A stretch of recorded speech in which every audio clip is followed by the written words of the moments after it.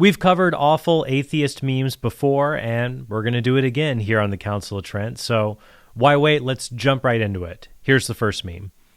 On the fourth day, God created the sun. If God created the sun on the fourth day, how the hell had 4 days passed?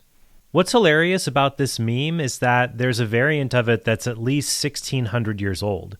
St. Augustine argued with Gnostics who made this same objection to the Bible, which is why Augustine said that the account of creation in the book of Genesis is not a literal description. Instead, Genesis is a thematic description, showing God creating all the realms and populating them with different creatures. That's why Augustine said God made everything in a single instant, and that, quote, the sacred writer of Genesis was able to separate in the time of his narrative what God did not separate in time in his creative act. Next, we tried a Christian society run by the rich. It was called the Dark Ages for a reason. So in this meme, we have an image of an execution that shows someone being killed by having their limbs tied to horses who run off in different directions. What's funny about this meme is that this is a medieval painting, but it's depicting a killing of Saint Hippolytus in the 3rd century, which was, of course, during the Roman Empire and 200 years before the so-called Dark Ages, which weren't really that dark because it was the church that kept Western civilization going by copying ancient manuscripts after the fall of Rome. Here's the next one. Dear religious people, don't worry. When atheists become the majority, and it will happen sooner than you think, we will treat you far better than you have treated us when you were the majority. You know, I really want to believe that, except when you look in the past at what happened when militant atheists ascended to power, like in the Soviet Union or Pol Pot's Khmer Rouge, it didn't turn out very well for religious people. And of course, let's not forget about secularists today who want to ban so-called hate speech and take children away from their parents just because the parents don't want their children mutilated by so-called gender reassignment surgery. Finally, there's no guarantee that non-religious people will be the majority globally in the future. That may happen in the United States, but some projections show that globally non-religious people will decline overall due to low birth rates, and that the fastest growing global population are actually Muslims. All right, now let's look at 2 memes that both use the argument from geography for atheism. Think of a God you don't believe in. Determine which standards of proof this God does not meet. Apply those standards of proof to your own God. Wonder why you didn't see it sooner. And this one, there are almost 5,000 gods being worshipped by humanity, but don't worry, only yours is right.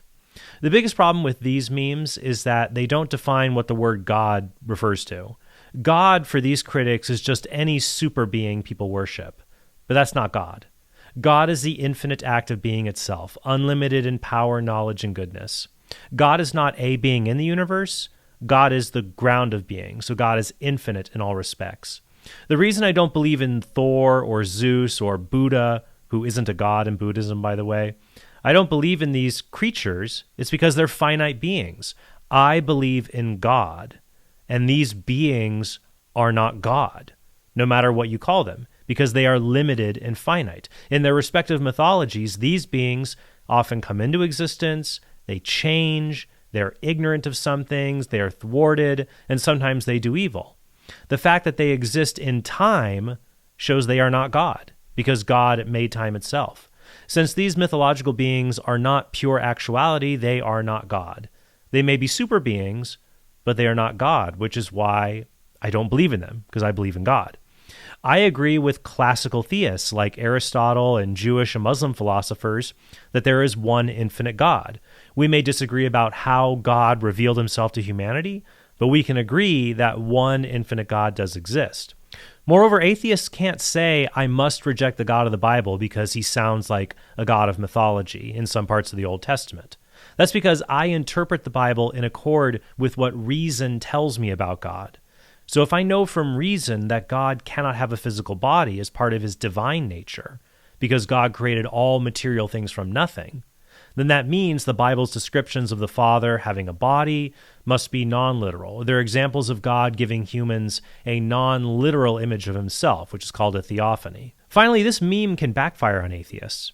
Imagine you're at a party and 95 out of 100 people there say they heard a loud noise outside, but they disagree on what the noise was or what it sounded like. Would you agree there was at least a sound, that the 95 heard something, even if they disagree about it? Or would you agree with the 5 people who said there wasn't a sound at all? Now, large groups of people can be wrong about things, but they're usually more often correct than incorrect, which counts in favor of large groups of people at the bare minimum rejecting a strictly material atheistic view of the universe as being the common consensus of human experience. And at a bare minimum, I would appreciate it if you could like this video and subscribe, and definitely consider supporting us at TrentHornPodcast.com so we can continue making great content. All right, here's a classic meme that continues this mistake of confusing God with other beings. God can't exist because of Eric, the God-eating magic penguin. Since Eric is God-eating by definition, he has no choice but to eat God, so if God exists, he automatically ceases to exist as a result of being eaten. Unless you can prove that Eric doesn't exist, God doesn't exist. Even if you can prove that Eric doesn't exist, that same proof will also be applicable to God. There are only 2 possibilities. Either you can prove that Eric doesn't exist, or you can't. In both cases, it logically follows that God doesn't exist.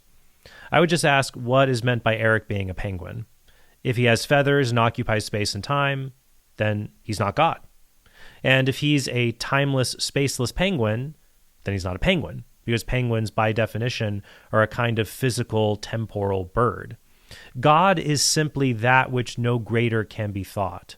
So if you can think of a being that can annihilate God, it will just turn out that that being is God, and you need to refine your definition of God. Next, we have a monument to famous atheist Madeleine Murray O'Hair. An atheist believes that a hospital should be built instead of a church. An atheist believes that deed must be done instead of prayer said. An atheist strives for involvement in life and not escape into death. He wants disease conquered, poverty vanished, war eliminated. Christians literally invented the hospital.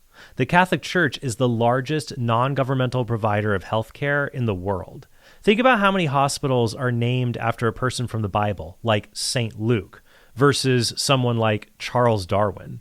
Survival of the fittest and altruistic hospitals don't really go together. And anyone who says Christians do not care about helping the downtrodden simply hasn't read the Bible. James 2:14-17 says, "What does it profit, my brethren, if a man says he has faith but has not works? Can his faith save him? If a brother or sister is ill-clad and in lack of daily food, and one of you says to them, 'Go in peace, be warmed and filled,' without giving them the things needed for the body, what does it profit? So faith by itself, if it has no works, is dead." Next, we have arguments for atheism, which is a huge library, and arguments for theism, which is just a Bible on an empty shelf. But there are hundreds of books on arguments for theism, or the existence of God, that are published by academic presses like Oxford University Press. There aren't similar quantities of books, or any books as far as I know, from major university presses defending the existence of Santa Claus, or fairies, or any other mythical creature.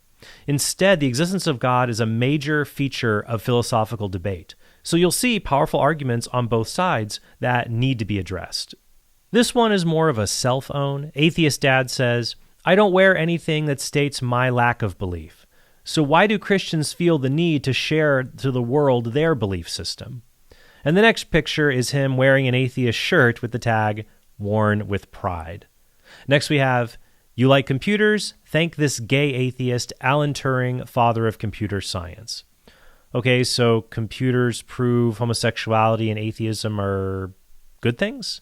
This is probably just a perpetuation of the stereotype that atheists contribute to science and religious people don't, which is absurd because of all the religious people who have contributed to science in Western civilization. If you're an atheist who likes the Big Bang Theory, the cosmological model, not the awful TV show, then you can thank Monsignor Georges Lemaitre, the Belgian priest who helped to discover it. And the memes that defend Jesus never existing are easily the most embarrassing. This one we have Hollywood Jesus, realistic Jesus with and without clothes, and finally, real Jesus. And it says, 404 error, character not found.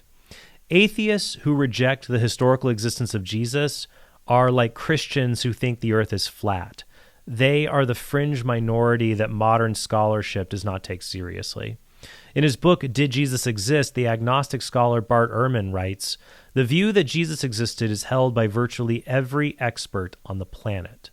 All right, thank you guys so much for watching. If you like more replies to atheist memes, check out my previous episode on that subject. And don't forget to like this video and subscribe to our channel. Thank you all, and have a very blessed day.